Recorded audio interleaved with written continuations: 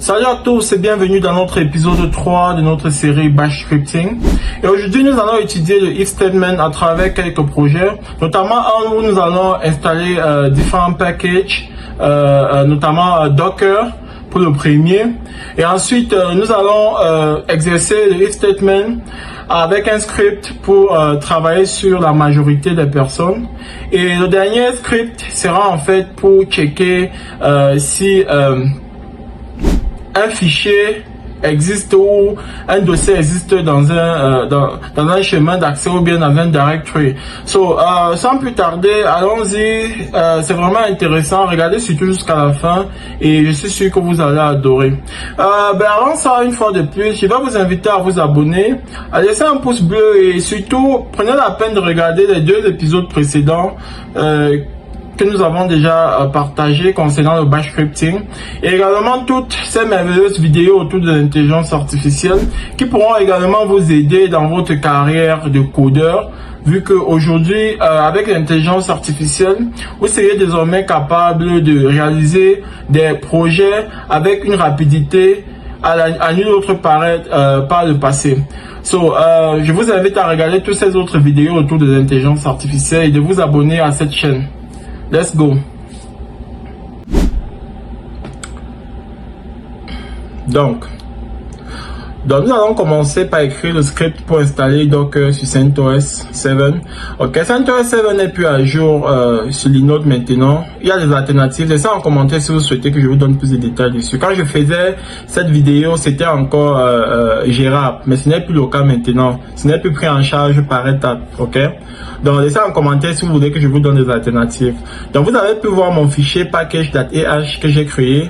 Donc je vais l'ouvrir et je vais simplement procéder à écrire mon shebang, la première ligne de code, mon point d'exclamation, /bin, etc.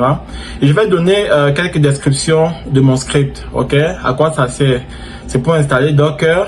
Docker, c'est ce puissant outil qui est utilisé aujourd'hui dans les serveurs, dans le management des serveurs et pour gérer nos applications de façon la plus simple possible. Vous verrez avec Kubernetes par exemple, ce sont les conteneurs Docker qui sont mis en place pour faire de la magie.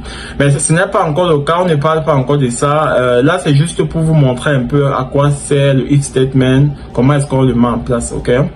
Donc, on va essayer de faire une petite structure pour installer le logiciel Docker si l'utilisateur qui est connecté est connecté en tant que root, c'est-à-dire le root, quoi, la racine. Ok, l'utilisateur racine, comme ça se dit en français. Donc, laissez en commentaire si vous avez des questions, je ne suis pas assez clair, d'accord? Donc, la condition, ça sera quoi?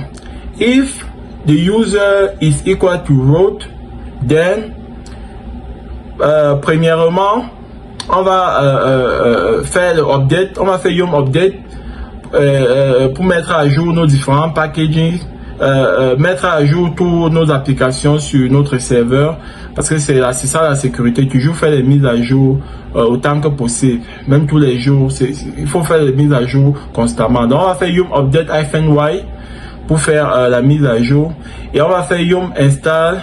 On va installer Docker. Bon, on va aller se référer à la documentation sur le site de Docker Documentation. Ok. Et on va chercher la dernière commande à jour pour installer Docker sur des serveurs CentOS. Ok. Donc, c'est ça que je vais chercher là rapidement. Une fois qu'on aura ça, on va revenir dans notre script et coller. Ok, on copie et on vient coller ici. Ok, je vais vous inviter à toujours vous référer à la documentation Docker en ce qui concerne Docker, parce qu'il y a des mises à jour qui viennent chaque temps. Ok, donc référez-vous toujours à la documentation pour être sûr d'avoir les derniers trucs à jour sur votre serveur. Donc voilà, on va donc dire si c'est l'utilisateur root. Installe Docker par la commande qui est la suivante. Vous pouvez mettre une pause pour copier pour bien observer. Si ce n'est pas le cas, else, ok, echo only root user can execute this script. Ok, voilà. Donc c'est un peu ça. Donc je vous explique vite fait la structure du if statement avec le bash script. Ok, c'est if la condition, then on entre les commandes qui vont être exécutées. Sinon, else, on entre la commande qui doit être exécutée et on finit la condition par FI. Donc, je sais que c'est particulier, ça n'a rien à voir avec Python ou bien du C++, mais voilà, le principe de base reste le même, mais c'est juste des terminologies dans la structure qui changent un peu, d'accord?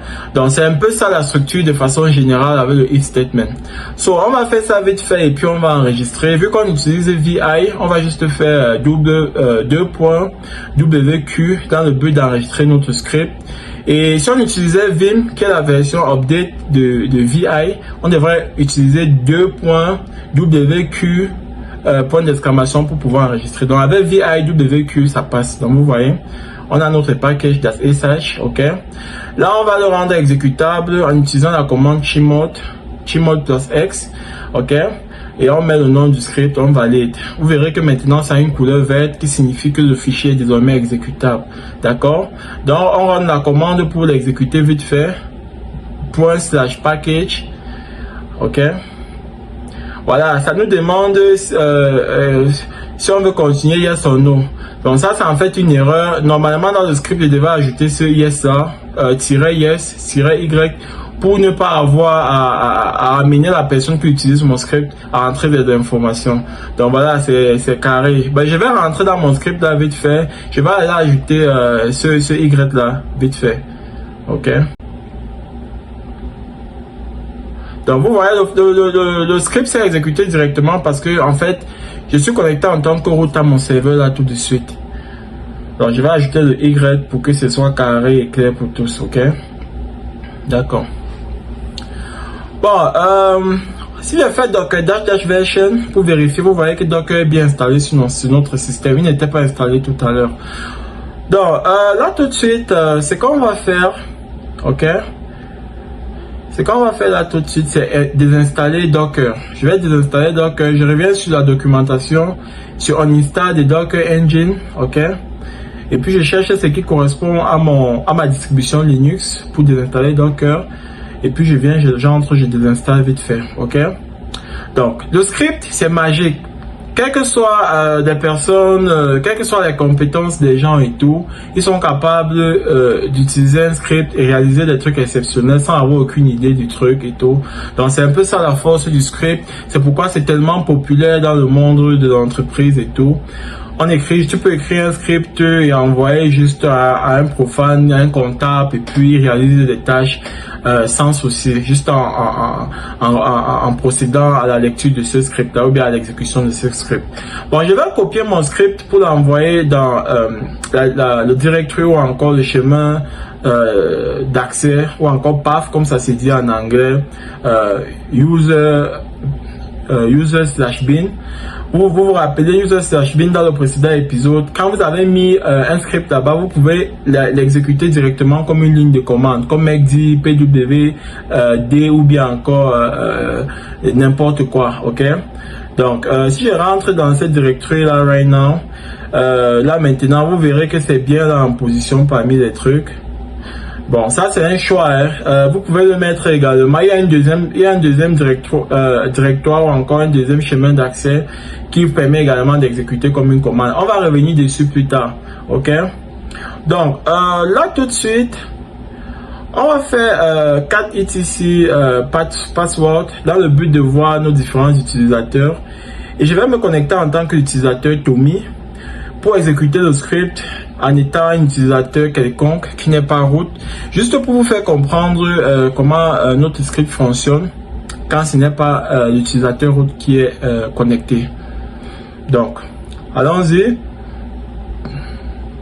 Donc je fais ça $, user pour double check. C'est echo $user. J'ai fait une erreur. Je vais essayer de corriger ça. Echo $user. Echo $, en minuscule.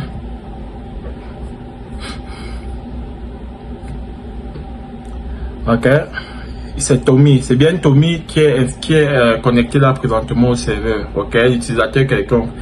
Ce n'est pas root, ce n'est pas l'utilisateur Racine. D'accord. Donc là, on va exécuter notre script. Ok. Bon, je vais l'exécuter normalement, hein. Il n'y a pas de souci. Vu que je l'ai déjà mis dans user bin, dans le directoire user bin, je vais l'exécuter avec n'importe quel utilisateur, n'importe comment, et puis ça va procéder. Vous voyez? You need to be root to perform this command. We trust you have the user directory from the local system, blah blah blah blah blah. Donc, comme vous voyez, you need to be root to perform this command. C'est exactement ce que j'avais défini dans mon script, n'est-ce pas? Donc, pour pouvoir être capable d'exécuter ça, il va falloir que je me connecte en tant que root pour pouvoir l'exécuter. Donc, vous comprenez un peu à quoi sert le if statement dans ce cas. Ok, on va passer au prochain cas. Ok, ça c'est un script pour étudier la majorité, pour voir si quelqu'un est majeur ou pas en fonction des informations qui sont entrées. D'accord? Donc, ça c'est encore des scripts un peu basiques. On ira avec des trucs un peu plus percutants. Ok, prenez votre mal en patience. J'essaie de routiner un peu ceux qui débutent. Ok, donc guess my age, c'est la description du script, c'est-à-dire imagine mon âge. Dans les variables, je donne my age, ok, 20. Et puis dans la condition if, je dis si mon âge n'est pas égal à 25, then echo you got it, ok, else echo your answer is false. Je sais que c'est un script qui n'a pas trop de sens. Prenez ça comme ça. Des vrais scripts arrivent en avant, ok. Essayez juste de comprendre le principe du if statement. Vous voyez, quand je run le script, your answer is false. Pourquoi? Parce que ma age ici en haut, c'est 20 dans le script. D'accord? On va prendre un autre exemple. On va essayer de changer un peu ça. Donc, le but c'est de comprendre comment le if statement fonctionne avec avec du bash scripting, avec les serveurs Linux et tout ça, ok. Donc, on change un peu. State if you are age, state if you are major or no, ok. Donc, je vais maintenant dire s'il est major ou pas, ok. Et je vais un peu changer les conditions. Je vais utiliser greater than, GT. Ok, je vais vous donner tous les détails sur comment accéder à toutes ces informations de comparaison et tout ça dans quelques secondes. Ok, et si vous avez des questions, laissez-les en commentaire. Donc, if my age is not greater than 18, then echo you are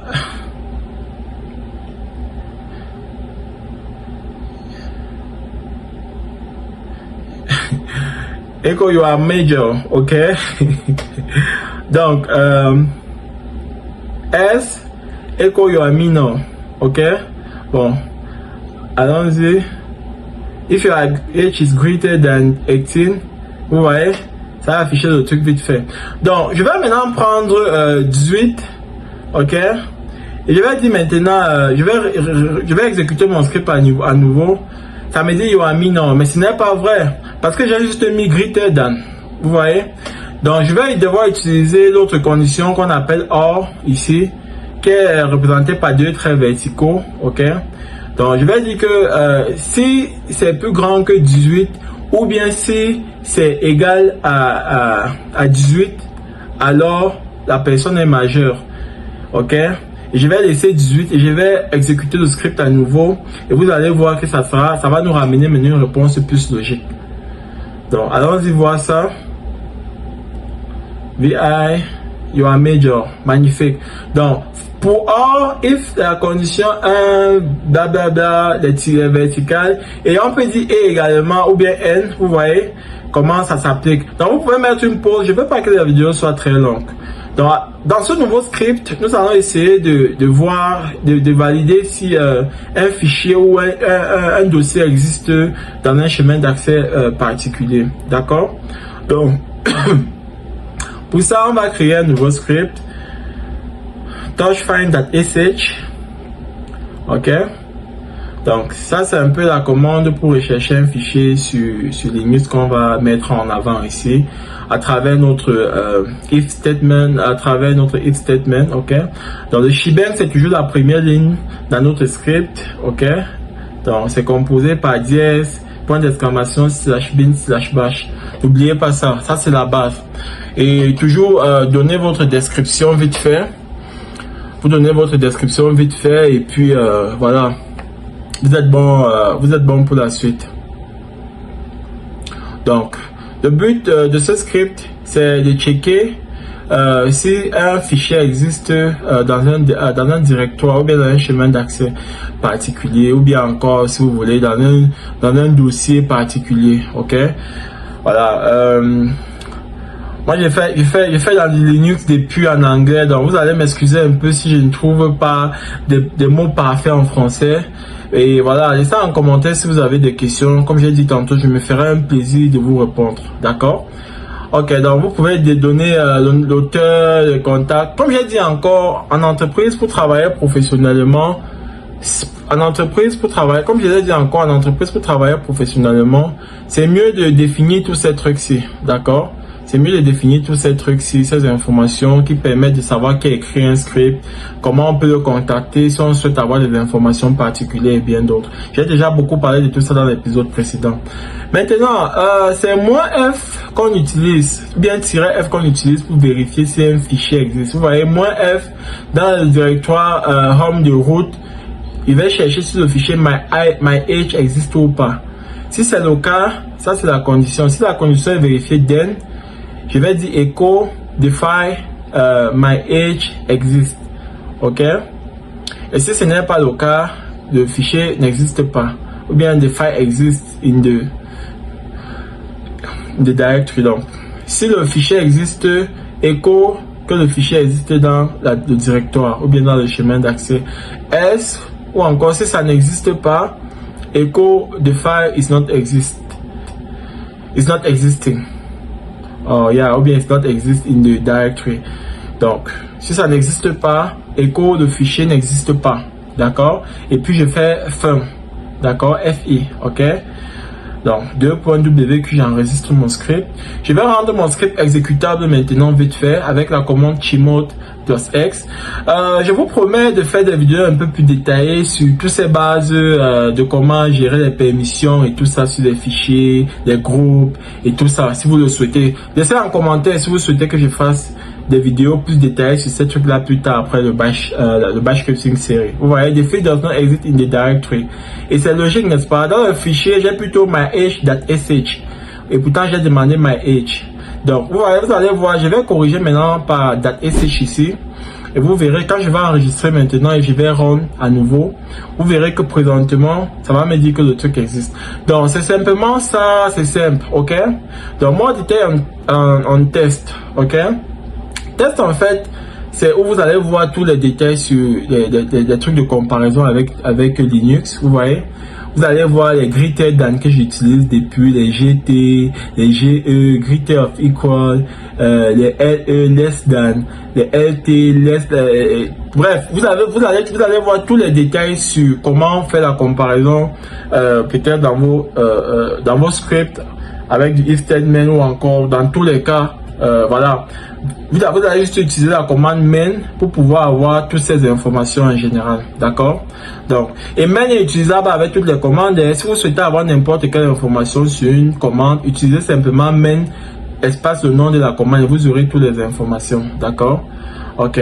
So, maintenant je vais revenir je vais revenir dans mon fichier find.sh et je vais changer. Maintenant, j'ai envie de vérifier sur un directory ou un dossier existe.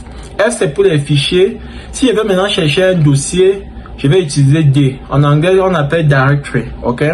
Donc, je vais maintenant dire -D. Je vais changer le nom. Je vais mettre le nom d'un fichier, d'un dossier que j'ai dans le truc qui s'appelle K. Ok? Je vais dire si K existe. Ok? Affiche que the directory K existe. Donc, que le dossier K existe, et si ça n'existe pas, affiche que le dossier K n'existe pas. Donc, ça, ce sont des petits trucs vraiment qui ont l'air d'être un peu inutiles, mais essayez juste de garder ça en esprit. Tout ceci va être très utile dans la suite. The directory does not exist. Ok? Vous voyez? Parce que ça n'existe pas effectivement. Donc, je vais le créer en utilisant la touche mkdir, la commande mkdir qui permet de créer un dossier. Et quand je vais valider, ça va en principe apparaître. Vous pouvez mettre pause pour essayer de voir un peu les différentes astuces de comparaison, à quoi ça signifie, que je résume un peu là avec vous. Ok? So, merci d'avoir regardé jusqu'ici.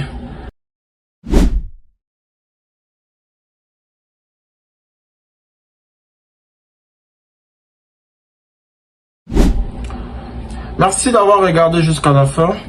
Abonnez-vous et laissez un pouce bleu une fois de plus pour ne pas manquer notre prochain épisode sur le bash scripting et toute cette merveilleuse vidéo autour de l'intelligence artificielle que nous partageons chaque jour sur cette chaîne.